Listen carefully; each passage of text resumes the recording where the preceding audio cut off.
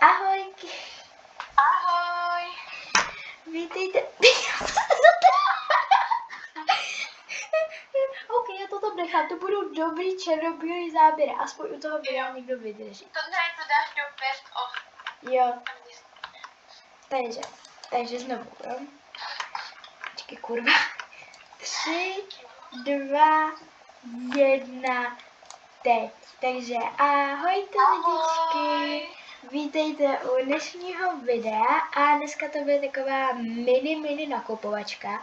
Vůbec jsem nepočítala, že bych si v Halloweenu něco kupovala, ale situace se mi změnila, takže tady máme takovou mini nakupovačku a samozřejmě nemůžu tady být sama, takže jsem tady s Mariunkou. Ano, která... Jinak já tady nechci moc sdílet, ale já tě mám taky vzpomenutou v mém nekupovacím vlogisku, takže pokud byste měli zájem se kouknout na můj nekupovací halloweenský videjko, tak ho budete mít dolů v popisku nebo na kanále Ruška Gaming.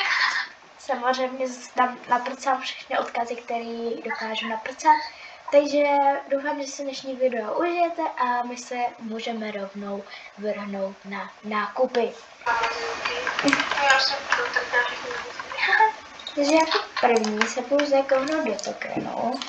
A tady mám v plánu si koupit tohleto sedlo, protože takovýhle sedel není nikdy dost.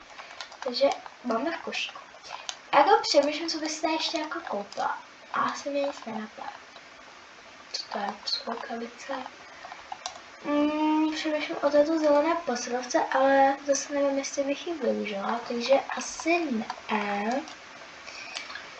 Takže asi tokenu, i když tahle ta červená posilovka s tímhletím. Jo, tak to si taky koupím. Nejdřív si radši koupím tento. A teď si koupím tu posilovku. Dobrý, tak úplně krásně mi vyšly tokenky. A teď se půjdeme tady kouknout do toho. Tady si moc jako nemám nic plánu kupovat. Oni sem přidali nové věci.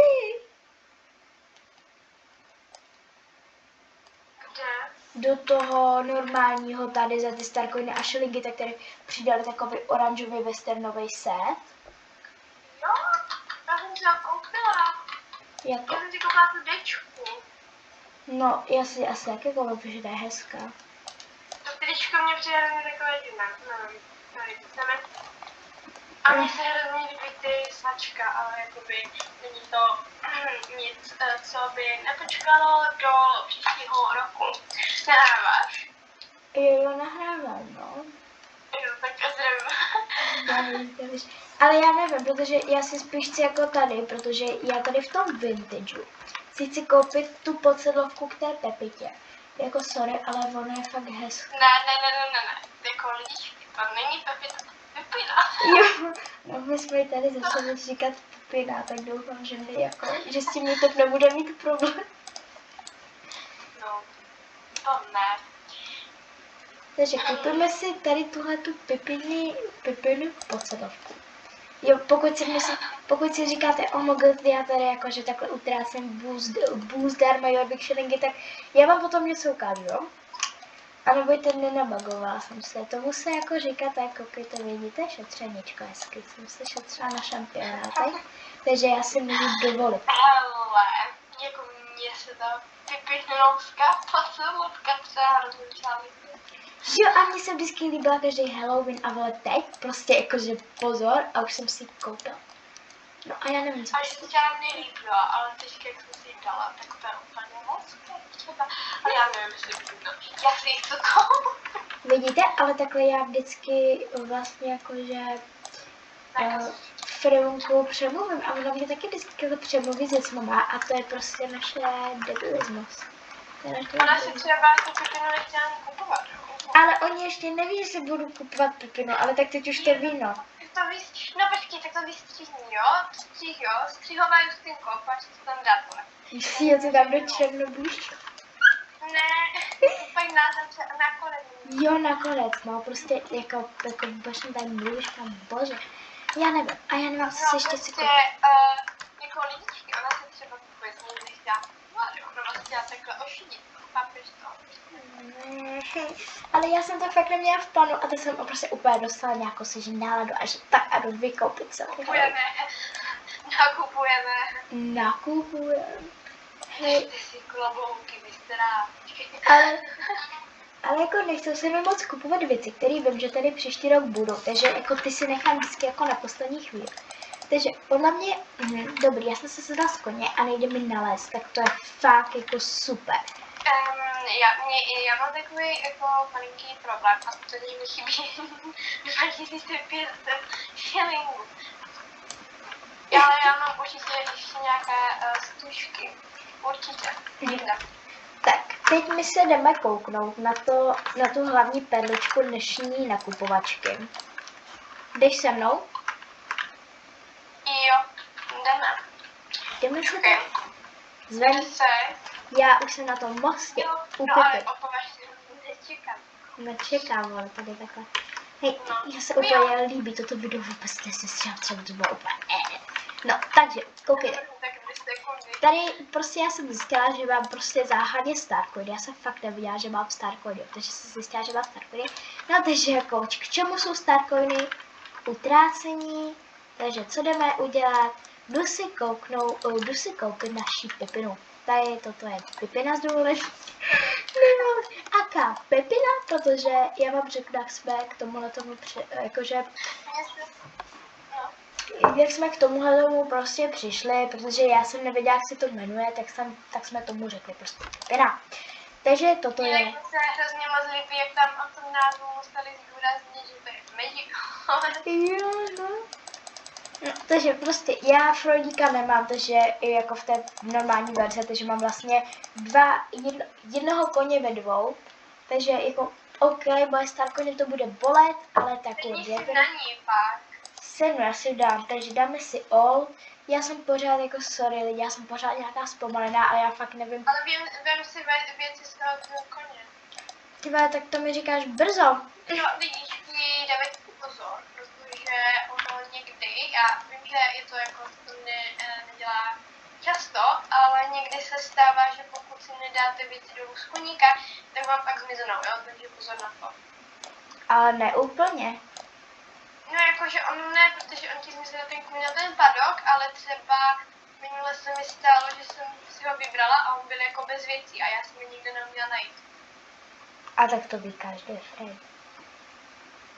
No neví, protože ty si koupíš koně a dáš rať a toho koně, na kterým jsi seděla, tak ti vrne třeba do toho výběhu, ale on byl jako bez věcí, ale já jsem mu je nedala dolů. Aha, no se asi nějak bavil. No nic, takže teď si jdeme koupit teda naši Pepinu. Já nevím, Mary je holka nebo kluk? Já se to pořád nedokážu naučit. Jo, Mary je holka. Dobrý, no tak bude toto a já vůbec nevím, jaký jméno, ještě jí dám prostě Pumpkin asi. Pumpkiny. Pumpkin. A tak Pumpkin? Pumpkin? Ty vole, já nemůžu mluvit. Já jsem z toho vyjela. Ježiš, kam. Teda, ještě. Já mám. Jo. A nebo to bude Pumpkin Peach. Chvilku to stop. OK. Po mém bádání, tak jako jsme se s Frankou, nebo Franku to napsala a napadlo, že se bude jmenovat Peachy, který kdo chápe, ten chápe. Takže to bude Peachy. Ano. Víš, jak jsme jí dali Peachy. Pipina, jo, Pipina. Peachy, no, takže prostě ten, kdo chápe, proč se jmenuje Peachy, tak prostě chápe. Nebudu to vysvětlovat. No, takže jdeme dát buy horse. Jo, opravdu si ho chci koupit. Ano, nebudu toho potom nikdy litovat. litovat. Jak to máš napsané? P-A-H a tvrdý I. A dáme si right now a ukážeme si. Máme piču. Co říkáte na moji Pepinu? Bože, Pipinka. to prostě ne. To bude prostě... Mohli jsme tak hrozně zničit koně.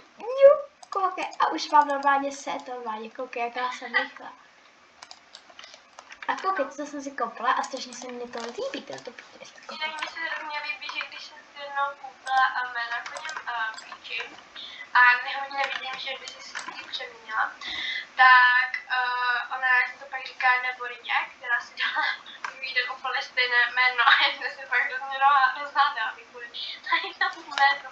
No tak se mnou se nerozhádáš, protože pokud víme, tak jako se v úterý uvidíme a možná něco spolu natočíme, takže jako nevíme, co jistě, ale možná. No, možná, no. Možná se máte na co těšit. Ona vlastně tato nákupáčka měla být tak, aby jsme ji točili spolu. Mhm. Ano, ale bohužel jsem chytila a záchod z toho, že paničky, že To nestihneš. nám to asi jako nevíde, takže jako radši jsme si to každý udělat na svůj kanál. Jo, no. Ale jako já jsem to Ale já udělala s tebou. potřebuji jakože 2,5 tisíce. Jo, bych šilingů. Já se tady kouknu ještě na jiné bandáže a nechci, takže já bych se asi vrhla už ke konci videa. Takže doufám, že se vám dnešní mini nakupovačka tady s Freou líbila a u dalšího videa papa! No a dnešní moudrou dne, jo. Když už tady máme takové cti, jo. Už hlavně tady vzpomínala, tak moudrou dne nebude jo. Takže u dalšího videa, tak ahoj! Co jsme to za skok, za to může ta Justíka.